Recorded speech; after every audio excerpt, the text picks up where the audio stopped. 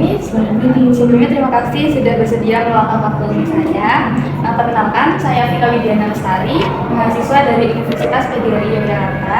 Nah, saat ini saya sedang mengerjakan tugas mata kuliah pembelajaran bilingual, yang mana dalam tugas ini saya perlu melakukan wawancara dengan guru yang mengajar mata pelajaran selain bahasa Inggris, namun mengajarnya dengan dua bahasa, Miss. Nah, tujuan wawancara ini adalah untuk mengetahui pandangan dan juga pengalaman Miss dalam menerapkan pembelajaran bilingual di kelas. Oke, baik, silahkan. Nah, pertama saya ingin menanyakan informasi umum dulu. Kalau boleh tahu nama lengkap Miss siapa? Nama saya Kristina Indah Kurniati. Saya sudah mengajar selama 11 tahun di SMK Arusada. Kalau boleh tahu Miss mengajar di kelas berapa? Saya mengajar sekarang tahun ini saya mengajar di kelas 3 Amerika. Kelas 3. Jadi langsung ke pertanyaan pertama ya Miss. Pertanyaan pertama, apa motivasi Miss mengajar secara bilingual Miss? Oke, baik. Motivasi saya untuk mengajar bilingual yang pertama adalah saya ingin meningkatkan kemampuan anak-anak dalam memakai bahasa Inggris. Karena kita tahu bahwa bahasa Inggris sebagai bahasa global yang kami inginkan anak-anak bisa memakai bahasa Inggris secara lancar. Maka dari itu melalui pembelajaran bilingual, saya berharap anak-anak bisa mempraktekkan bahasa Inggris sebagai bahasa mereka sendiri. Jadi menurut Miss, apakah penerapan pembelajaran bilingual itu penting untuk diterapkan di Indonesia? Oh iya, sangat penting kalau menurut saya ya, terutama di masa sekarang ini di mana bahasa Inggris sudah sangat maju sekali, jadi di semua bidang itu membutuhkan kemampuan bahasa Inggris dan anak-anak menurut saya wajib memiliki skill bahasa Inggris dengan baik. Jadi melalui pembelajaran bilingual yang kita terapkan setiap hari di sekolah, saya ingin anak-anak itu bisa mempunyai skill bahasa Inggris yang lebih baik. Menurut Miss itu apa sih manfaat yang dirasakan dari penerapan pembelajaran bilingual bagi siswa? Oke, kalau yang saya rasakan sekarang terutama anak-anak yang kami dapat masukan dari orang tua juga, dapat laporan dari orang tua juga bahwa kemampuan bahasa Inggris mereka lebih baik karena mereka lebih banyak praktek memakai bahasa Inggris di sekolah lebih banyak ya. Dan juga ketika mereka di luar lingkungan sekolah, orang tua juga menyampaikan bahwa anak-anaknya bisa memakai bahasa Inggris dengan lebih baik lagi dan biasanya lebih lancar. Selanjutnya, apa tantangan terbesar yang Miss hadapi saat mengajar dalam dua bahasa? Oke, tantangan terbesar kalau menurut saya kemampuan setiap anak itu berbeda ya. Jadi kemampuan dalam menyerap materi yang ketika kami berikan itu ada yang bisa langsung mengerti, ada juga yang perlu mencerna dulu, bahkan ada yang kadang-kadang tidak paham. Jadi saya membutuhkan waktu mungkin lebih agak banyak menjelaskan ke anak-anak yang mungkin kemampuan bahasa Inggris yang mereka itu lebih maksudnya masih di bawah standar ya. Jadi perlu dimotivasi, perlu dipancing supaya mereka bisa mau memakai bahasa Inggris dalam percakapan sehari-hari. Ya. Lalu bagaimana respon siswa terhadap penggunaan dua bahasa dalam kegiatan belajar mengajar? Kalau respon siswa biasanya kalau mereka sudah memiliki skill kemampuan bahasa Inggris di atas rata-rata, mereka bisa menjawab pertanyaan, bisa memahami penjelasan dulu dengan mudah. Namun untuk anak-anak yang skillnya masih kurang, itu masih perlu bimbingan dan mereka biasanya kalau anak-anak di sini biasanya kalau mereka tidak paham langsung tanya. Jadi saya biasanya jelaskan dulu apa yang kamu tidak paham, jadi kami jelaskan lagi supaya mereka memahami apa yang dijelaskan di gurunya. Nah, apakah Miss melihat perbedaan dalam keterampilan siswa yang diajar secara bilingual dibandingkan dengan yang monolingual? Iya, kalau menurut saya ada perbedaannya. Terus terang kalau karena saya juga mengajar di kelas yang monolingual, jadi yang jelas perbedaannya adalah kemampuan berbahasa Inggris. Karena kalau di kelas yang monolingual mereka lebih cenderung memahami satu bahasa ya, bahasa Indonesia. Namun apabila bahasa Inggris, mereka masih kesulitan dalam mencari kosakata atau arti katanya yang tepat. Sedangkan di kelas bilingual, anak-anak akan lebih terbiasa dengan kosakatanya dan mereka akan lebih mudah untuk berbicara dalam bahasa Inggris. Nah, untuk kelas yang monolingual, mereka bisa, namun perlu waktu untuk misalnya menyusun kata-kata seperti itu. Ya. Pertanyaan terakhir Miss, apa saran Miss untuk guru lain yang ingin menerapkan pembelajaran bilingual? Oke, kalau untuk saran saya banyak belajar sih kalau dari saya. Bisa belajar dari buku, bisa belajar dari internet ya, atau bisa melihat dari video-video pembelajaran dengan yang memakai bilingual dan juga perlu banyak praktek. Jadi kalau misalnya membuat kesalahan sih tidak masalah karena waktu saya jadi guru-guru awal di bilingual pun juga pasti ada kesalahannya. Tapi semakin berjalannya waktu, semakin banyak latihan, semakin banyak praktek, saya yakin guru-guru yang awalnya mungkin takut atau mungkin masih belum pede untuk mengajar bilingual, saya yakin pasti bisa. Yang melalui banyak trial dan error seperti yang saya lakukan sampai saat ini. Ya seperti itu. Sudah, Miss.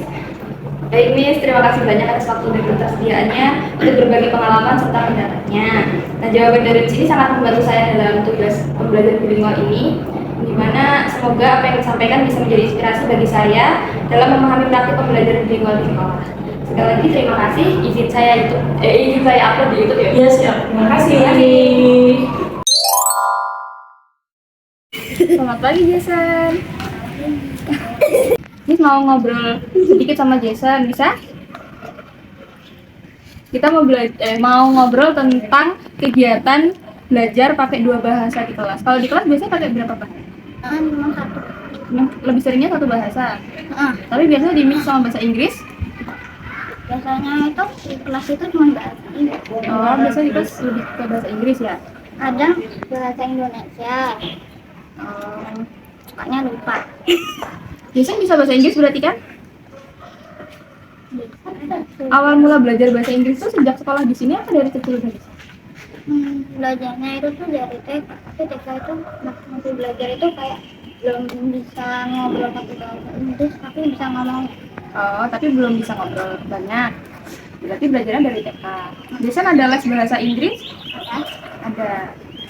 Sampai sekarang masih les bahasa Inggris? Masih baru les berapa minggu, berapa bulan. Oh, baru beberapa bulan lesnya. Nah, Miss boleh nanya nggak nama lengkap Jason siapa? Yohanes Baptista Mesa. Siapa? Yohanes Baptista Jason Mesa. Jason dari kelas berapa? Kelas 3? Kelas 3. Sekolah di Negara Persada ya? Nah, terus mau nanya nih, gimana perasaan Jason kalau di kelas itu belajar pakai 2 bahasa, pakai bahasa Indonesia sama bahasa Inggris gitu?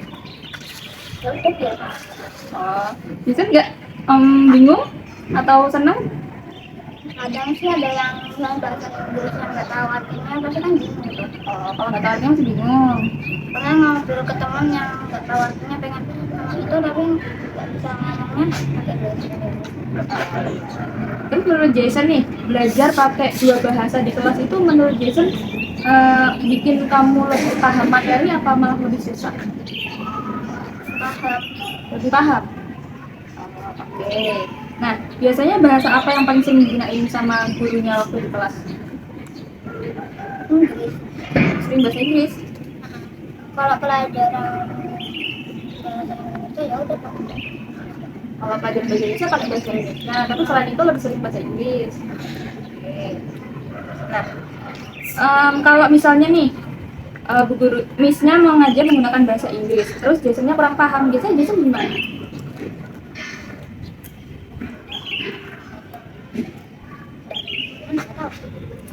Jason nanya atau diem aja? Gimana? Diem aja. Kenapa nggak bertanya sama Miss-nya? Biasanya tuh nanya. Oh, biasanya nanya, biasanya enggak gitu ya. Nah, terus nih, Jason lebih paham kalau diajarin pakai bahasa Indonesia atau bahasa Inggris?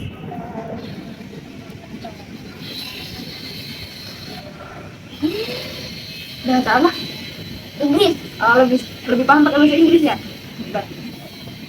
Terus kalau menurut Jason nih, manfaatnya belajar bahasa Inggris itu apa sih?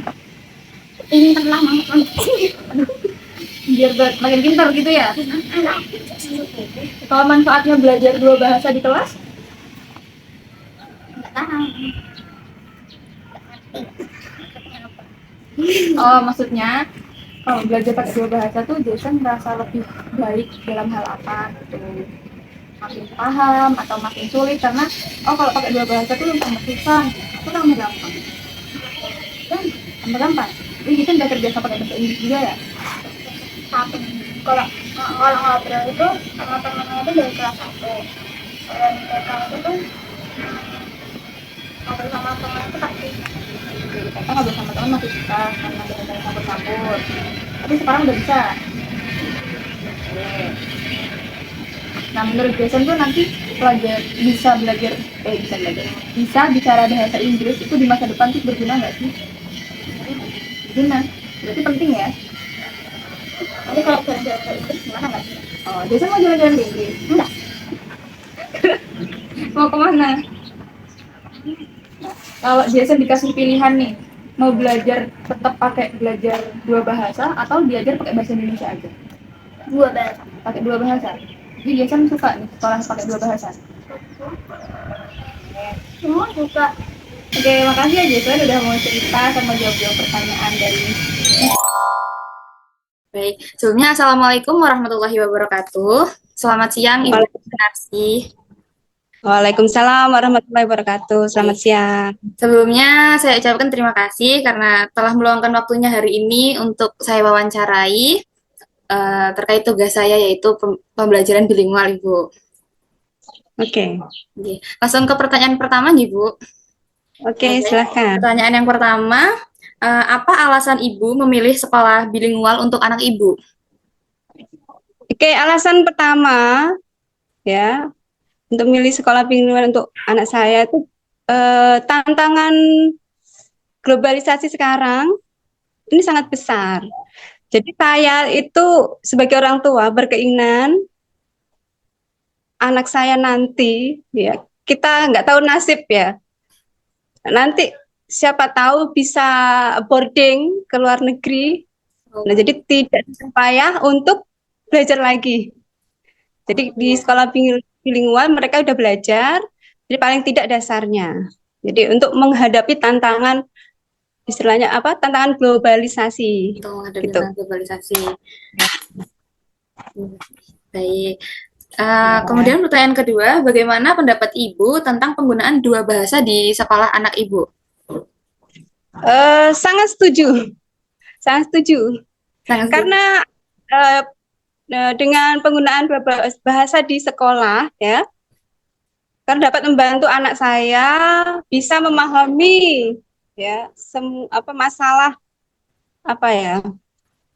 Mungkin wawasan anak-anak biar luas gitu, untuk menghadapi tantangan global tadi. Gitu. Baik. Jadi bisa mengembangkan kemampuan bahasa dan meningkatkan satu lagi kepercayaan diri. Kepercayaan diri. Ya. Kemudian yang ketiga, menurut Ibu, apa pentingnya kemampuan bilingual atau dua bahasa bagi perkembangan anak Ibu di masa depan, Ibu?